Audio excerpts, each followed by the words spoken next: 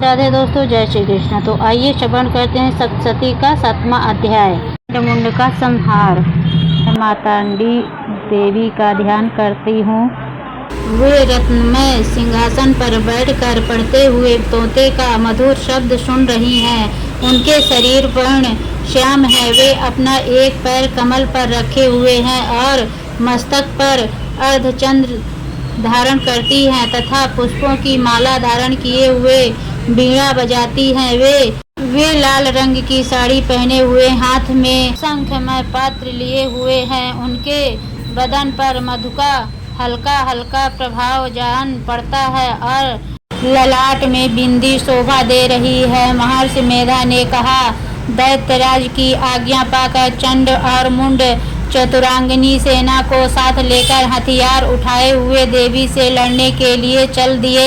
हिमालय पर्वत पर पहुंचकर उन्होंने मुस्कुराती हुई देवी जो सिंह पर बैठी हुई थी देखा।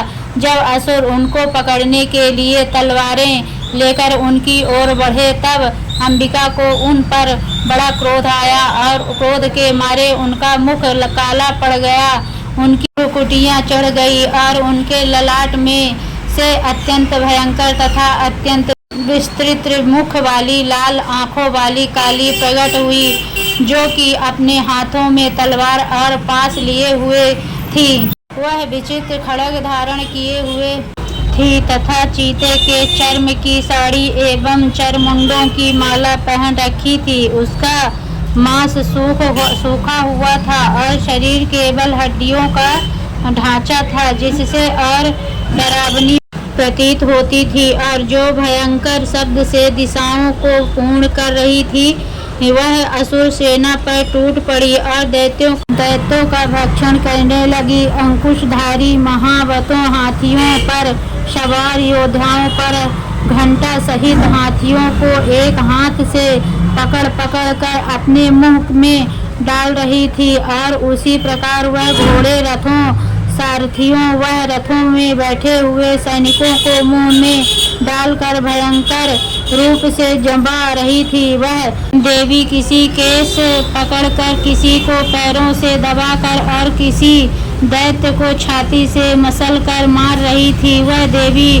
दैत्यों के छोड़े हुए बड़े बड़े अस्त्र शस्त्रों को मुंह में पकड़कर और क्रोध में भर उनको दांतों में पीस रही थी। उन्होंने कई बड़े बड़े अस्त्र शस्त्रों सहित असुर भक्षण कर डाले, कितनों को रौद्र डाले और कितने उसकी मार के मारे भाग गए, कितनों को उसके तलवार से मार डाला, कितनों को अपने दांतों से समाप्त कर दिया। और इस प्रकार से देवी ने क्षण भर में संपूर्ण दैत्य सेना को नष्ट कर दिया। यह देख महापराक्रमी दैत्य चंड काली देवी की ओर लपका और मुंड ने भी देवी पर अपने भयंकर बाणों की वर्षा आरंभ कर दी और अपने हजारों चक्र उस पर छोड़े। उस पर वह चमकते हुए बाण व चक्र देवी के मुख से प्रविष्ट हुए इस प्रकार दिख रहे थे, जैसे मानो बहुत से सूर्य मेघों की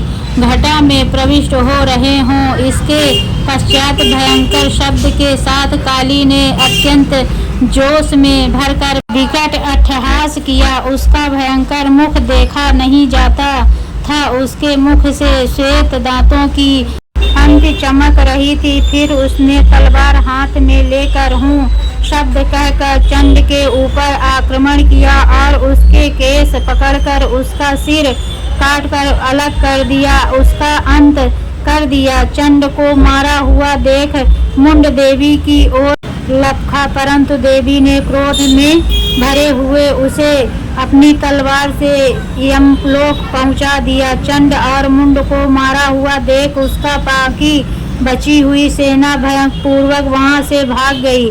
उसके पश्चात काली चंड और मुंड के कटे हुए सिरों को लेकर चंडिका के पास गई और प्रचंड हास के साथ कहने लगी, हे देवी, चंड और मुंड दो महापशुओं महादैत्यों को मारकर तुम्हें भेंट कर दिया है। अब शुंभ और निशुंभ का तुम स्वयं ही वध करना। महर्षि मेधा ने कहा, वहां लाए हुए चंड और मुंड के सिरों को देखकर कल्याणकारी चंडी ने काली से मधुर वाणी में कहा, हे देवी, तुम चूंकि चंड और मुंड को मेरे पास लेकर आई हो, इसीलिए संसार में चामुंडा के नाम से तुम्हारी ख्याति होगी।